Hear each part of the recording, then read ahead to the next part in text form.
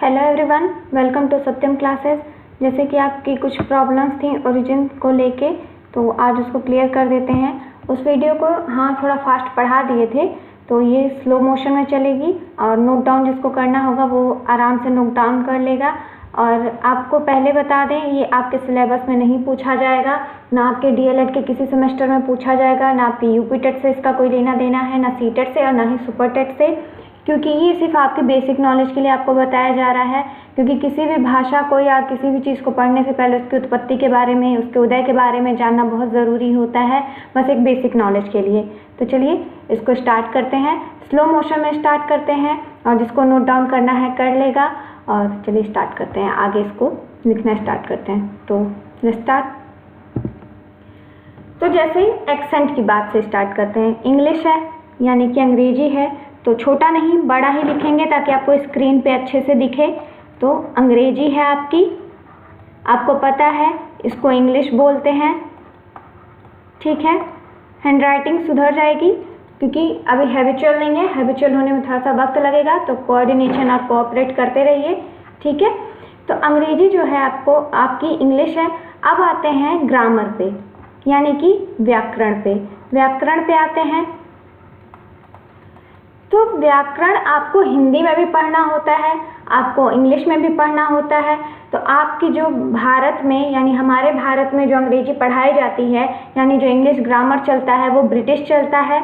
English grammar आप British grammar पढ़ते हैं। आप ब्रिटिश ग्रामर क्यों पढ़ते हैं उसको आपको कहानी पता ही है। जैसे कि हमारे ऊपर जो रूल किया गया था, यानी भारत पर जो शासन हुआ था वो अंग्रेज़ों के द्वारा यानी ब्रिटिशर्स के द्वारा हुआ था, ठीक है। तो इसको एक लिख देते हैं, आप लोग पॉइंट नोट डाउन करते जाइएगा सारे पॉइंट्स, ठीक है। ब्रिटिशर्स के द्वारा हुआ था। तो जैसा कि माना आप लोगों में ये मान्यता होगी, सभी में मान्यता होगी कि पहले ब्रिटेन में अंग्रेजी थी, इसलिए ब्रिटिशर्स अंग्रेजी बोलते थे। तो ऐसा नहीं है, ब्रिटेन में पहले केल्टिक भाषाओं का प्रचलन था। वो कहानी अभी आपको आगे पता चल जाएगी। पहले आप एक्सेंट समझ लीजिए कि एक्सेंट होता क्या है। तो आपकी जो इंडिया में एक्सेंट चलती है, ग्रामर चलती है, वो आपकी ब्रिटिश ग्रामर चलती है। आप जो एक्सेंट यानी लहजा जो होता है, बोलने का तरीका जो होता है, वो आप यूज़ करते हैं इंडियन। तो इसमें कोई डाउट नहीं है, कोई ये नहीं कहेगा कि आप ब्रिटिश एक्सेंट यूज़ करते हैं, आप बिल्कुल भी नहीं करते हैं, ना आप अमेरिकन यूज़ करते हैं, आपकी एक्सेंट इंडियन चलती है। तो आप पढ़ते हैं ब्रिटिश ग्रामर। आपकी जो एक्सेंट है यानी आपका जो लहजा है वो होती है आपकी इंडियन एक्सेंट, ठीक है। पढ़ते आप हैं ब्रिटिश ग्रामर, पढ़ते हैं, ठीक है, पढ़ते हैं। एक्सेंट आपकी इंडियन होती है, यानी कि लहजा जो होता है एक्सेंट आपकी इंडियन होती है, ठीक है।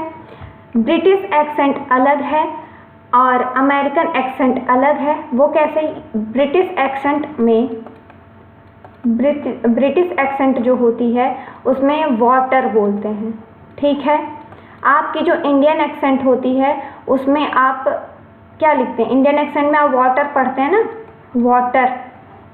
ब्रिटिश एक्सेंट में वाटर होता है, आपको आर का साउंड उसमें नहीं मिलेगा। और आपकी जो अमेरिकन एक्सेंट होती है, अमेरिकन एक्सेंट,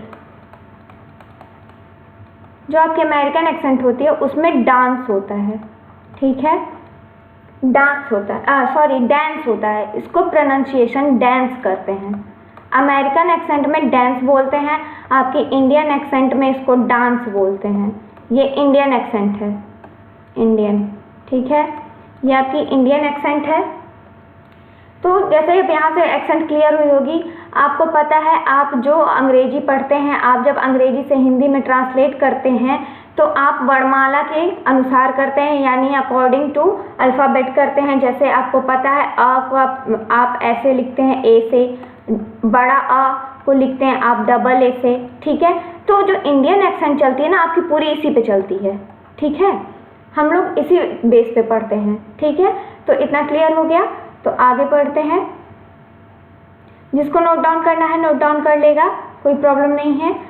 आगे देखिए, अब इसको इरेज कर देते हैं। नोट डाउन हो गया था, नहीं हुआ हो तो आप लोग फिर से बैक करके देख लीजिएगा, बस आपको ये समझाने के लिए है ये सारी चीज़ें।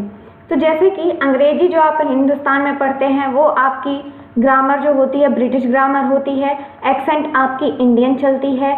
आप ब्रिटिश ग्रामर पढ़ते हैं, ब्रिटिश एक्सेंट नहीं, ना आप अमेरिकन एक्सेंट पढ़ते हैं, क्योंकि जो लोग हायर एजुकेशन के लिए बाहर जाते हैं वो लोग ज़्यादातर इन सारी एक्सेंट्स का यूज़ करते हैं, और आपके इंडिया में इंडियन एक्सेंट चलती है आपकी। ठीक है, इतना क्लियर हो गया। तो आगे चलते हैं। अब अंग्रेजी जो है आपकी मिश्रित होकर भी मिश्रित भाषा नहीं है। वो क्यों नहीं है? क्योंकि उसमें बहुत सारी आपको देश की भाषाओं के शब्द मिल जाएंगे, लेकिन वो रहती अंग्रेजी ही है, उसने अपना वर्चस्व बनाए रखा है, वो कभी चेंज नहीं होगी। और अंग्रेजी जो है आपकी सर्वप्रथम अंतर्राष्ट्रीय भाषा है। ठीक है, इससे भी बड़ा लिखना होगा तो बता दीजिएगा। सर्वप्रथम अंतर्राष्ट्रीय भाषा है। ठीक है, इंटरनेशनल लैंग्वेज, अंतर्राष्ट्रीय भाषा है। क्योंकि जैसा कि आपको पता है, आप जब किसी फॉरेन कंट्री में जाते हैं, वो आपके देश की भाषा नहीं जानते, आप उनके देश की भाषा नहीं जानते, तो आपको कम्युनिकेट यानी कम्युनिकेशन के लिए आपको अंग्रेज़ी की ज़रूरत होती है, क्योंकि आप दोनों लोग एक दूसरे देश की भाषा नहीं जानते हैं, इसीलिए इसको सर्वप्रथम अंतर्राष्ट्रीय भाषा का औहदा प्राप्त है।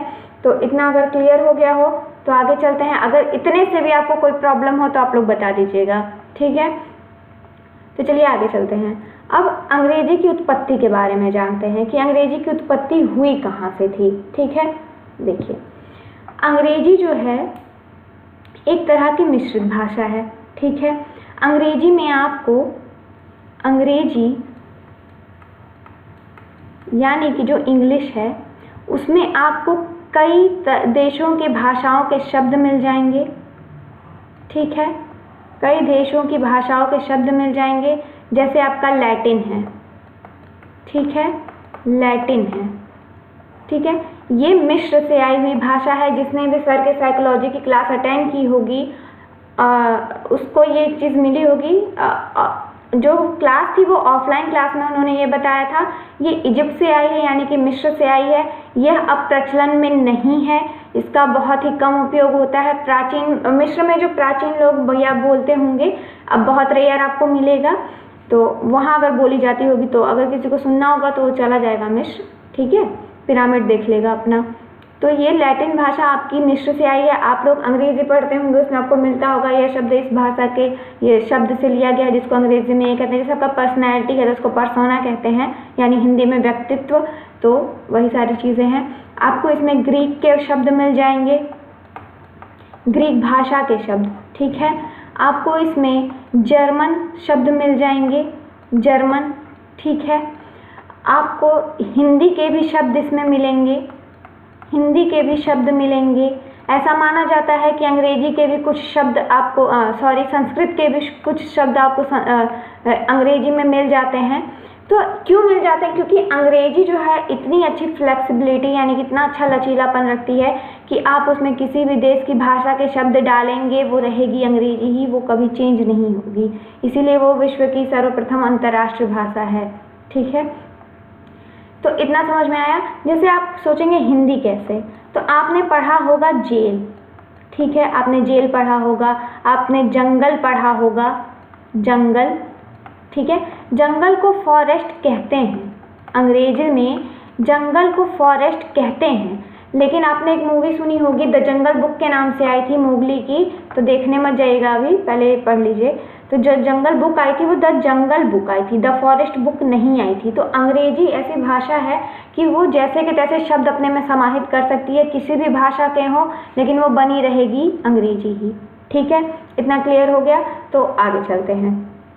आगे अब इसका इतिहास जानते हैं। इतिहास कोई बहुत इम्पॉर्टेंट नहीं है, बस एक बेसिक नॉलेज के लिए है, क्योंकि अगर आप पढ़ रहे हैं तो उसको जानते रहिए तो बेहतर रहेगा। अब अंग्रेजी के इतिहास पे आते हैं। ठीक है, अंग्रेजी का इतिहास जो है आपका, इतिहास आप लोग हेडिंग डाल लीजिएगा, इतिहास या फिर उदय। ठीक है, अंग्रेजी का इतिहास या फिर उदय। उत्पत्ति भी बोल सकते हैं, आपको जो समझ में आए, जिसको जो समझ में आए वो लिख सकता है उत्पत्ति। ठीक है, तो अंग्रेजी भाषा की उत्पत्ति डायरेक्ट ब्रिटेन से नहीं हुई है। ठीक है, अंग्रेजी भाषा ब्रिटेन से नहीं आई है, वहाँ बोली जाती थी, क्योंकि आपको पता है ब्रिटिशर्स जो हम पर राज किए थे वो अंग्रेजी बोलते थे। तो इसका मतलब ये नहीं कि वो वहीं से आई है, बिल्कुल नहीं। अंग्रेजी भाषा की उत्पत्ति जर्मनी से हुई है, यहाँ से। अब पूछिए कैसे? वो ऐसे कि जब रोमन सेना ने, लिखते जाइएगा, जब रोमन सेना ने ब्रिटेन, ठीक है, इसको ब्रिटेन बोलते हैं, यानी ग्रेट ब्रिटेन, हम ब्रिटेन बस लिख रहे हैं, ग्रेट ब्रिटेन का त्याग कर दिया था, त्याग कर दिया, ठीक है, तो वहाँ पर उत्तर जर्मनी, ठीक है, उत्तर जर्मनी में एक जगह थी जो थी एंगलन, ठीक है, एंगलन जगह थी, एंगलन। तो जब ब्रिटेन का त्याग कर दिया गया रोमन सेना द्वारा, तो उत्तर जर्मनी यानी एंगलन के रहने वाले एंग्लो सैक्सन लोग, ठीक है, एंग्लो सैक्सन जिनकी जनजाति थी एंग्लेस, ये एंग्लेस जनजाति के थे और कबीले थे, तो इनकी जनजाति थी एंग्लेस और ये लोग थे कबीले, ठीक है। एंग्लो सैक्सन जो थे वो थे कबीले, आप लोग लिख लीजिएगा, ये एंग्लेस जनजाति के थे और ये लोग उत्तर जर्मनी से प्रस्थान करके ब्रिटेन चले गए। तो ब्रिटेन में पहले केल्टिक भाषाओं का प्रचलन था, ठीक है। तो एंग्लो सैक्सन लोग जो एंग्लेस जनजाति के थे जब ब्रिटेन गए, तो उत्तर जर्मनी के रहने वाले एंग्लो सैक्सन जब ब्रिटेन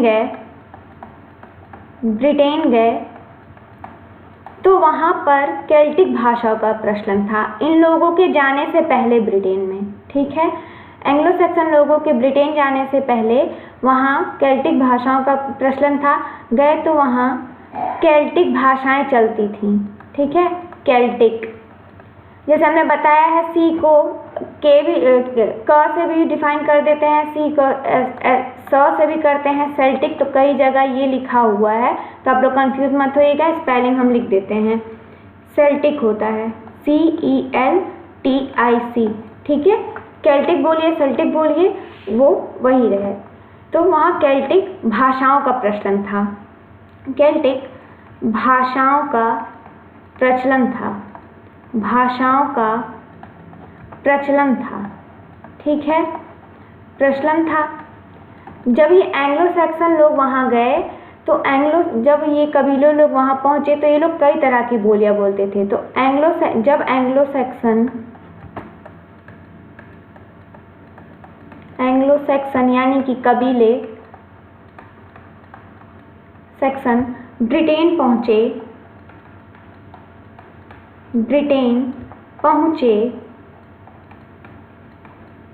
तो ये लोग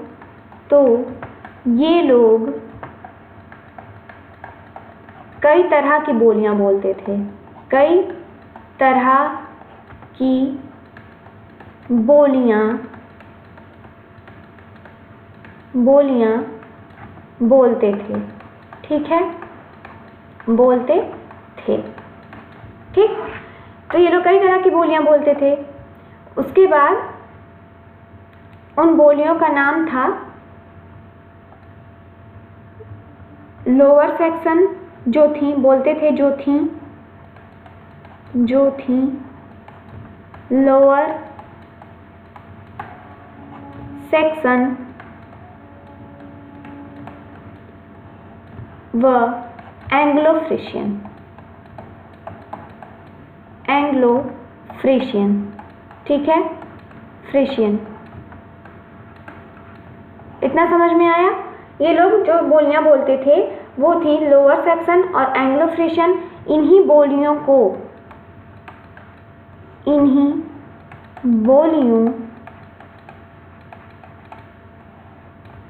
को पुरानी अंग्रेजी कहा जाता था, ठीक है, पुरानी अंग्रेजी कहा जाता था। ठीक है, तो अब इतना समझ में आया। तो अंग्रेजी भाषा की उत्पत्ति ऐतिहासिक रूप से 5वीं शताब्दी में हुई थी। ठीक है, लिख लीजिए सेकंड स्लाइड पे, ऐतिहासिक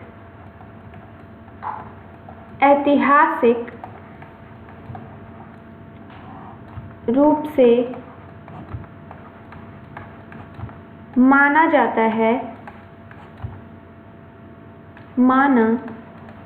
है कि अंग्रेजी भाषा की उत्पत्ति 5वीं शताब्दी, ठीक है, 5वीं शताब्दी में हुई थी, 5वीं शताब्दी में हुई। ठीक है, जब रोमन सेना द्वारा ब्रिटेन का त्याग कर दिया गया तो वहाँ पर उत्तर जर्मनी से गए कबीलों यानी एंग्लो सैक्सन लोगों ने अपना आधिपत्य जमा लिया, अपने राज्य स्थापित कर लिए। ब्रिटेन में तब केल्टिक भाषाओं का प्रचलन था। जब एंग्लो सैक्सन लोग वहाँ पहुँचे तो वहाँ ब्रिटेन का नाम पहले एंग्लालैंड था। ठीक है, लिख लीजिएगा, पीछे हम लिख देते हैं। कहा जाता था ब्रिटेन का नाम पहले एंग्लालैंड था। ठीक है,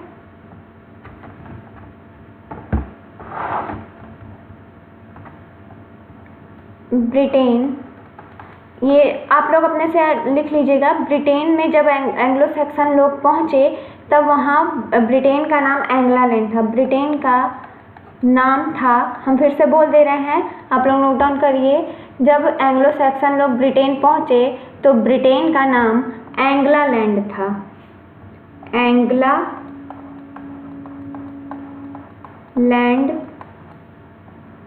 था।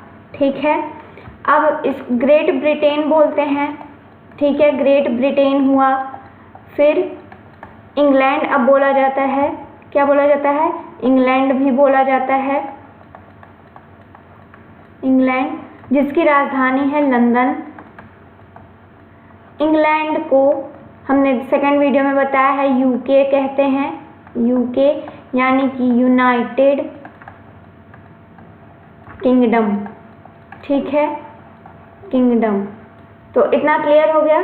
तो आगे देखिए, तो ऐतिहासिक रूप से माना जाता है अंग्रेजी भाषा की उत्पत्ति 5वीं शताब्दी में हुई थी, जब ब्रिटेन पर एक बार 2 बार हमले हुए।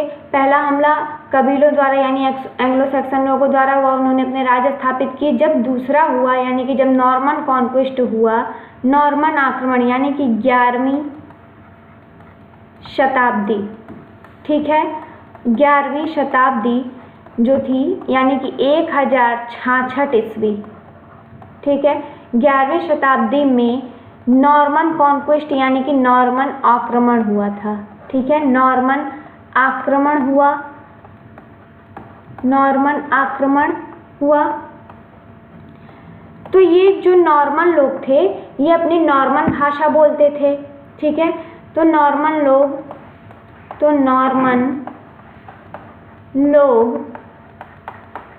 अपनी नॉर्मन भाषा बोलते थे, अपनी नॉर्मन भाषा बोलते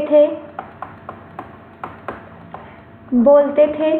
ठीक है, इन्होंने एक अपनी विशिष्ट भाषा शैली का विकास किया था जिसको एंग्लो फ्रेंच कहते थे। ठीक है, तो ये लोग जो भाषा बोलते थे वो थी एंग्लो फ्रेंच, वो एंग्लो फ्रेंच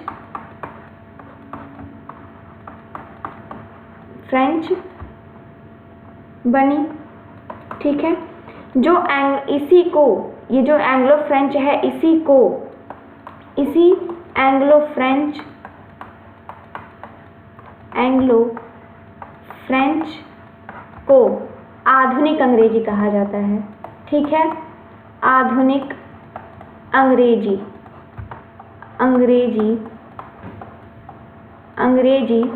कहा जाता है। ठीक है, अब दोनों में अंतर क्या है? जो एंग्लो सैक्सन लोग बोलते थे कई तरह की बोलियां यानी कि लोअर सैक्सन और एंग्लो फ्रिशियन, वो थी आपकी पुरानी अंग्रेजी, जो नॉर्मन कॉन्क्वेस्ट यानी नॉर्मन आक्रमण के बाद नॉर्मन लोग बोलते थे अपनी नॉर्मन भाषा, वो थी एंग्लो फ्रेंच। इसी एंग्लो फ्रेंच को आधुनिक अंग्रेजी कहा जाता है। ठीक है, इतना क्लियर हो गया? तो अब आगे देख लेते हैं। तो ये जो इतना अगर क्लियर हो गया हो तो आप लोग कमेंट कर दीजिएगा। अब इसको शॉर्ट टर्म में बता देते हैं कि जब रोमन सेना ने ब्रिटेन का त्याग कर दिया तो वहाँ एंग्लो सैक्सन लोग अपना आधिपत्य जमा लिए।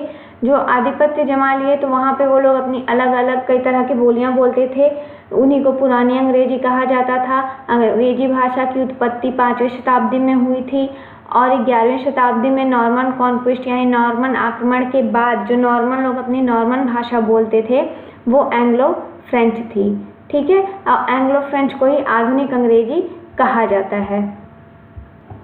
और लिखिएगा आपकी जो अंग्रेजी है, ठीक है, आपकी अंग्रेजी जो आप अंग्रेजी पढ़ते हैं, अंग्रेजी एक वेस्ट जर्मेनिक भाषा है। वेस्ट जर्मेनिक भाषा है या फिर यूँ लिख लीजिए जर्मनी भाषा परिवार का हिस्सा है। ठीक है, जर्मनी भाषा परिवार का हिस्सा है। जैसे आप लोग जीएस में अभी पढ़े होंगे भारोपीय परिवार, पढ़े हैं ना, वैसे ही भाषा परिवार सॉरी हिंदी में या जीएस में आप लोग पढ़े हैं, हमको याद नहीं आ रहा वहाँ पे। तो जर्मनी भाषा परिवार का हिस्सा है। द्रविड़ परिवार और ये भारोपीय परिवार आपने पढ़ा है ना, वैसे ही जर्मनी भाषा परिवार का हिस्सा है।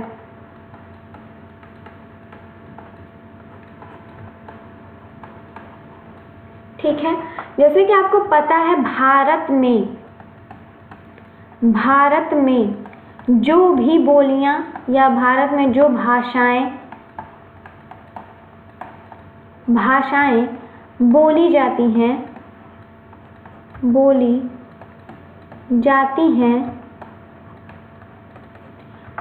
उनकी जननी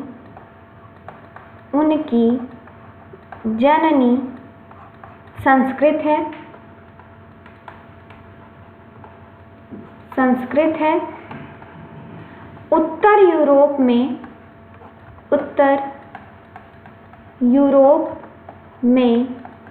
जो भाषाएं जैसे डच, आपने नाम सुना होगा, डक नहीं है, बत्तख नहीं है, डच है, हम स्पेलिंग लिख दे रहे हैं, DUTCH, डच है। स्वीडन एक देश है, वहाँ स्वीडिश भाषा बोली जाती है। स्वीडिश, जैसे जो भाषाएं हैं डच और स्वीडिश, उनकी यानी डच और स्वीडिश जो है उनकी जननी अंग्रेजी है। ठीक है, तो उत्तर यूरोप में जो भाषाएं यानी डच और स्वीडिश जो बोली जाती हैं उनकी जननी अंग्रेजी है। इन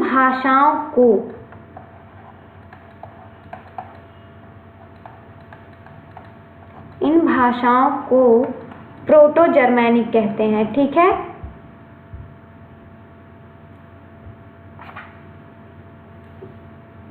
ये कभी कभी पेन थोड़ा सा उल्टा चलता है। उन भाषाओं को प्रोटो जर्मैनिक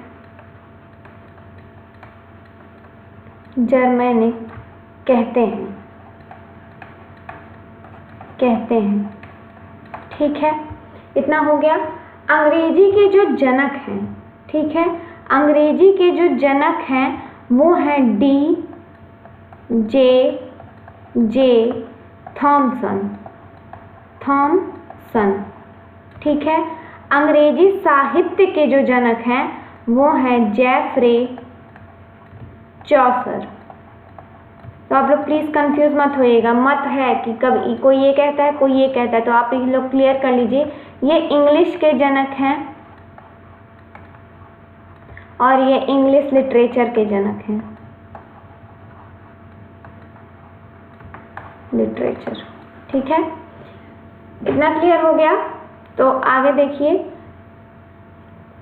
कि 11वीं शताब्दी के बाद जो ये आपने पढ़ा ना पीछे के स्लाइड में, यहाँ पे कि यहाँ आपको दिख रहा होगा, सॉरी एक पॉइंट छूट गया था, लिख देते हैं।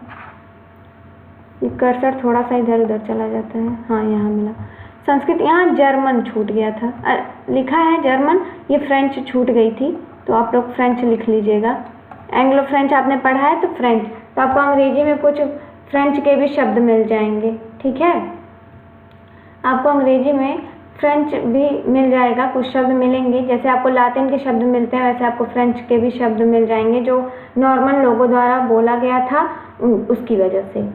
ठीक है, ऐतिहासिक रूप से माना जाता है अंग्रेजी भाषा की उत्पत्ति 5वीं शताब्दी में हुई। 11वीं शताब्दी यानी कि 1066 ईस्वी में। ठीक है, सन आप लोग याद रख लीजिएगा अगर आप लोग को अच्छा लगे तो। नॉर्मन लोग जो अपनी नॉर्मन आक्रमण हुआ तो जो नॉर्मन लोग अपनी भाषा बोलते थे वो थी एंग्लो फ्रेंच, और जो इसी भाषा को आधुनिक अंग्रेजी कहते हैं, एंग्लो फ्रेंच को ही। अंग्रेजी एक वेस्ट जर्मैनिक भाषा है और जर्मनी भाषा परिवार का हिस्सा है। भारत में जो भाषाएं बोली जाती हैं जैसे आपका पंजाबी, गुजराती, बंगाली, असमी, जो भी भाषाएं हैं उनकी जननी संस्कृत है। यूरोप में जो भाषाएं उत्तर यूरोप में जो भाषाएं बोली जाती हैं वो डच और स्वीडिश हैं, उनकी जननी अंग्रेजी है। इन भाषाओं को प्रोटो जर्मैनिक कहते हैं। तो अंग्रेजी के जो जनक हैं वो D.J.J. थॉमसन है। ठीक है, अंग्रेजी के जो जनक हैं वो D.J.J. थॉमसन है, और जेफरे चौसर जो हैं वो अंग्रेजी साहित्य यानी इंग्लिश लिटरेचर के जनक हैं। जैसे कि आज का जो सेकंड क्लास चला है उसमें कुछ लोगों के क्वेश्चंस थे, तो वहाँ पे कुछ इशू हो गया जिस वजह से हम वहाँ कमेंट नहीं कर पाए। तो आप लोगों से रिक्वेस्ट है, आप लोग सत्यम क्लासेस का जो ऐप है उसको डाउनलोड कर लीजिए। आप लोग उस पर हमको पर्सनली मैसेज कर सकते हैं, वहाँ आपके आंसर्स दे दिए जाएंगे। जिसने डाउनलोड अभी तक नहीं किया है वो ऐप वो कर ले, सत्यम क्लासेस को सब्सक्राइब कर दे, और जिसके क्वेश्चन थे हम यहाँ क्लियर कर देते हैं। कि जैसे आज हमने जो पढ़ाया अंग्रेजी वर्णमाला को कैसे हिंदी में ट्रांसलेट करते हैं, तो उसमें हमने कहा था जिसको पढ़ना होगा वो बता देगा। तो बहुत बहुत धन्यवाद, आपने हमारे शब्दों का मान रखा।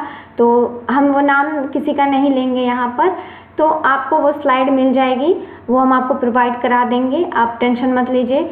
और किसी के क्वेश्चंस थे कि क्या कहते हैं ये लवली। ठीक है, आज किसी ने हमने बताया कि लवली जैसे लड़कियों के लिए यूज़ होता है ब्यूटीफुल। ठीक है, लड़कियों के लिए यूज़ होता है ब्यूटीफुल, फॉर गर्ल्स। ठीक है, फॉर गर्ल्स आप क्या यूज़ करते हैं, ब्यूटीफुल। ठीक है, हमने बताया था कि लड़कों के लिए हैंडसम यूज़ होता है, फॉर बॉयज़ हैंडसम यूज़ होता है, हैंडसम नहीं होता है, हैंडसम होता है। ठीक है, हमने कहा है आप अपना उच्चारण सुधारिए, डी साइलेंट होता है। तो आप में से एक किसी ने पूछा कि लवली क्या होता है, लवली कहाँ यूज़ करते हैं। तो लवली जो शब्द है आपका ये प्लीजेंट होता है, फॉर प्लीजेंट होता है।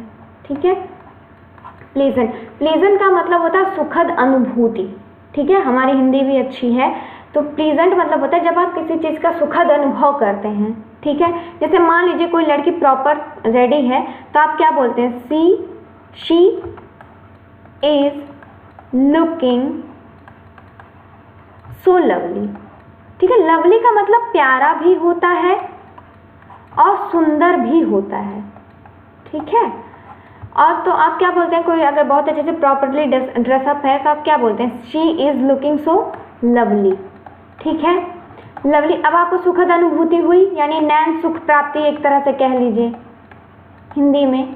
ठीक है, तो आपके जो नेत्र होते हैं वहाँ से आपको सुखद अनुभूति हो रही है ना, आपको कुछ महसूस हो रहा है, प्लीजेंट आप हो रहा है, आपको सुखद अनुभूति हो रही है। तो she is looking so lovely. ठीक है, मान लीजिए कि कोई बहुत अच्छा गाता है, जैसे कोई लड़का बहुत अच्छा गाता है या उसकी आवाज़ बहुत अच्छी है, जैसे आप लोग अरिजीत सिंह के गाने सुनते होंगे, एग्जाम्पल के लिए बता रहे हैं, तो आप लोग क्या बोलते हैं, he has a lovely voice. ठीक है, तो यहाँ पे he has a lovely voice, he has a lovely voice. ठीक है, वॉइस मतलब आवाज़ होता है, साउंड मतलब भी आवाज़ होता है। लेकिन यहाँ वॉइस करेंगे, लवली साउंड नहीं करेंगे, क्योंकि जहाँ तक हमें पता है वॉइस आप जो यूज़ करते हैं वो किसी पर्सन के लिए यूज़ होता है, साउंड किसी इंस्ट्रूमेंट के लिए होता है। ठीक है, तो इतना बहुत सारी इंग्लिश की चीज़ें हैं जो दिखती सेम है पर उनके अर्थ अलग अलग निकलते हैं। ठीक है, तो जैसे आप लोग बोलते हैं कि ही हैज़ अ लवली, आप लोग अरिजीत सिंह के गाने सुनते होंगे और भी बहुत सारे सिंगर्स हैं उनके गाने सुनते होंगे, तो आप लोग कहते होंगे ना इसकी आवाज़ बहुत अच्छी है, तो वही लवली वही चीज़ है। ठीक है, तो he has a lovely voice, ये आप ये भी बोल सकते हो उसके पास एक अच्छी आवाज़ है, लेकिन आप जो हिंदी में उसका अनुवाद करेंगे वो करेंगे उसकी आवाज़ बहुत अच्छी है। ठीक है, तो he has a lovely voice, ये आपकी श्रवण सुख प्राप्ति हो गई, श्रवण सुख प्राप्ति। ठीक है, हिंदी में भी बता दे रहे हैं। श्रवण आपका हो गया कान से संबंधित, नैन आपको पता है आँख होती है। ठीक है, आँख, चक्षु भी होता है, तो हिंदी में पूछा जाएगा कभी पर्यायवाची तो लिख दीजिएगा। तो जैसे आपको इतना क्लियर हो गया। किसी ने ये भी कहा कि कोई नोट्स बना रहा है या नहीं, I will not mention the name, but किसी ने कहा कि कोई नोट्स बना रहा है या नहीं। तो देखिए आप एक चीज़ समझ लीजिए, नोट्स आप बनाएंगे तो आपके काम आएगा, एग्ज़ाम आपने देना है दूसरे को नहीं, दूसरे ने बनाना है तो वो बनाएगा, नहीं बनाना है नहीं बनाएगा, आपको बनाना है बनाइए, नहीं बनाना मत बनाइए, वो आपकी प्रॉब्लम है, क्योंकि एग्ज़ाम आपको देना है। और जैसे कि आप लोग जानते हैं बैक का सिस्टम बहुत ज़्यादा गंदा हो गया है, आजकल हिंदी में भी बैक लग जाते हैं, जो कि लगने का तो कोई आसार ही नहीं मिलता, क्योंकि अगर हिंदी में बैक लग जाए तो फिर क्या कह सकते हैं।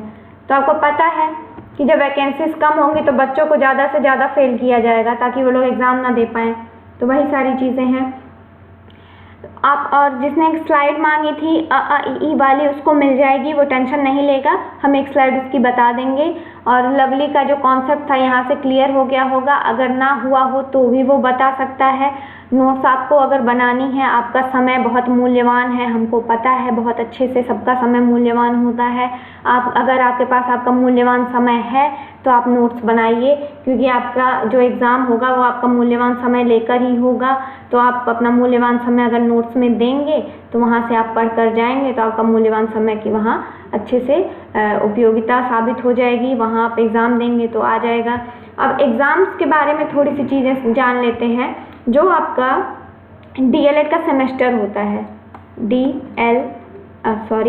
एड का जो सेमेस्टर होता है, यानी पहले इसको BTC बोलते थे, अब इसको DLED बोलते हैं, यानी डिप्लोमा इन एलिमेंट्री एजुकेशन। ठीक है, उसमें जो सेकेंड सेमेस्टर का एग्ज़ाम हुआ था उसमें ज़्यादातर आपके नाउन से क्वेश्चन आए थे, राइमिंग स्कीम पूछी गई थी। हम ये 2019 का बता रहे हैं। ठीक है, राइमिंग स्कीम पूछी गई थी। आपको वीडियो जिसको लेंदी लगती है वो वीडियो छोड़ भी सकता है, दोबारा से देख लेगा, क्योंकि आपकी क्लासेस हैं, जितनी स्लो चलेंगी आपका ही उसमें लॉस होगा, हमारा कोई लॉस नहीं होगा, क्योंकि एग्ज़ाम आपने देना है, हमने नहीं। ठीक है, तो नोट्स अगर आप बनाना चाहते हैं तो बेशक बनाइए, नहीं बनाना चाहते वो it's all up to you, उसमें हम क्या कर सकते हैं वो आपका निजी मैटर है, सबको अपने अपने अधिकार हैं संविधान के अनुसार। ठीक है, तो जो आपका सेकेंड सेमेस्टर यानी 2019 का जो पेपर हुआ था सेकेंड सेमेस्टर का DLED का, उसमें नाउन पूछा गया था, नाउन के जितने प्रकार हैं वो पूछा गया था, यानी कि टाइप्स। राइमिंग स्कीम अगर किसी को नहीं पता है तो वो ये आपका पोइट्री से संबंधित होता है। राइमिंग स्कीम आपका पोइट्री से संबंधित होता है। जैसे आप लोग पढ़ते होंगे मछली जल की रानी है, जीवन उसका पानी है। ठीक है, तो रानी लास्ट का जो शब्द होता है, जैसे रानी आया लास्ट में और लास्ट में आया पानी, तो ये जो चीज़ है, यही जो साउंड होती है ना, यही आपकी राइमिंग स्कीम है। ठीक है, राइमिंग स्कीम इसी को कहते हैं। जिसने भी पोइट्री पढ़ी होगी या इंटर तक नहीं ग्रेजुएशन में या फिर PG किया होगा तो उसको पता होगा पोइट्री में ये राइमिंग स्कीम बहुत मैटर करती है, उसको एक सुंदरता प्रदान करती है, ऐसा माना जाता है। नोट डाउन में ये लोग लिखते हैं। ठीक है, कंक्लूजन जब दिया जाता है पैरा के बाद तो ये चीज़ लिखी जाती है। तो राइमिंग स्कीम यही होती है कि सेम साउंड आना चाहिए। ठीक है, तो यही सारी चीज़ें हैं। इसको इरेज कर देते हैं, जिसको या फिर रहने दीजिए। आपका जो फोर्थ, इसमें पंचुएशन भी पूछा गया था, पंचुएशन भी पूछा गया था आपके सेकेंड सेमेस्टर में। तो और नरेशन पूछा जाता है, नरेशन पूछा जाता है। तो आप इस सेकेंड सेमेस्टर का एग्ज़ाम बहुत कहा जाए तो इजी आता है। 5 नंबर के आपके MCQs आते हैं, यानी मल्टीपल चॉइस क्वेश्चंस आते हैं, 5 आएंगे, यानी 1-1 नंबर के तो MCQs आते हैं आपके। आपका जो 4th सेमेस्टर होता है, ठीक है, 4th सेमेस्टर होता है, उसका 4th सेमेस्टर का जो 2019 का एग्ज़ाम था उसमें प्रीपोजिशन बहुत ज़्यादा पूछा गया था, प्रीपोजिशन बहुत ज़्यादा पूछा गया था, ठीक है। और आपका पूछा गया था कुछ मिसलेनियस आता है, जैसे लेटर पूछा जाएगा कि लेटर कैसे लिखते हैं। तो हिंदी में अगर आपको आता है तो अच्छी बात, इंग्लिश में हम सिखा देंगे, जिसको नहीं पता होगा, वैसे लगभग सभी को पता होगा। तो लेटर आता है। उसके बाद आपका डिसिप्लिन पे एक ऐसे दे देगा। अब पेपर का स्लॉट उन लोगों को चेंज करना होगा, तो हमें नहीं पता, PNP डिसाइड करती है सारी चीज़ें। तो जो ये लेटर होता है और जो ऐसे होता है, ये सारी मिसलेनियस सी चीज़ें हैं। तो लेटर भी आपको आना चाहिए, आपको ऐसे भी आना चाहिए। तो ऐसे का आपको कंफर्म नहीं है कि आपको क्या ऐसे देगा उठा के, वो कुछ भी दे सकता है, वो आपको ट्रांसलेट करना होगा, ठीक है। आपका फिर और 1 वर्ड आंसर आता है, 1 वर्ड आंसर आता है, ये भी अपठित आता है, इसमें आप कुछ कह नहीं सकते कि क्या आएगा, 1 वर्ड आंसर आता है, ठीक है। तो इतनी सारी चीज़ें, तो आपको सब लगभग बताया जाएगा। आप जिसको भी स्लाइड वर्णमाला वाली पढ़नी है वो उसको मिल जाएगी। लवली से जिसका कॉन्सेप्ट था वो क्लियर हो गया होगा। नोट्स बनाना होगा तो it's all up to you, आप बनाइए मत बनाइए वो आपकी प्रॉब्लम है, क्योंकि हमारा काम है पढ़ाना, आपका काम है पढ़ना। तो अगर किसी को अब भी कोई प्रॉब्लम हो तो वो कमेंट बॉक्स में कमेंट कर देगा, या तो फिर अगर हम वहाँ आपको मैसेज का रिप्लाई नहीं कर पाते, आपके कमेंट्स पे नहीं कमेंट कर पाते हैं, तो आप सत्यम क्लासेस का जो ऐप है उस पर आप हमको पर्सनली आप मैसेज कर सकते हैं, आपको वहाँ आंसर दे दिया जाएगा। आप उसकी, और हाँ आंसर हमने एक बताया था, बहुत लोग इसको क्या बोलते हैं, आंसर बोलते हैं ना, ये आंसर होता है, इसका जो प्रोनाउंसिएशन होता है वो आंसर होता है, कोई आंसर नहीं बोलेगा, आज ये समझ लीजिए। तो आप लोग ये छोटी छोटी चीज़ें हैं, तो आप लोग उम्मीद करते हैं सुधार कर लेंगे। तो आज की क्लासेस यहीं ख़त्म करते हैं। आप खुश रहिए, मस्त रहिए, खाते पीते रहिए, नोट्स बनाते रहिए, जिसको भी बनाने हैं। अपने कीमती समय का अच्छे से उपयोग करिए, सदुपयोग करिए, और अगर कुछ ना आए तो बेशक बेझिझक पूछिए, आपको आंसर दे दिया जाएगा। और अभी भी अगर कोई प्रॉब्लम हो तो फिर भी हम फिर से कह रहे हैं, बता दीजिएगा। तो अपना ख्याल रखिए, सत्यम क्लासेस को लाइक करिए, कमेंट करिए, शेयर करिए, सब्सक्राइब करिए, ज़्यादा से ज़्यादा हो सके तो ऐप को शेयर करिए, ताकि और लोगों तक भी जिसको जानकारी ना हो उन तक जानकारी पहुंच जाए। अपना ख्याल रखिए। Thank you and bye.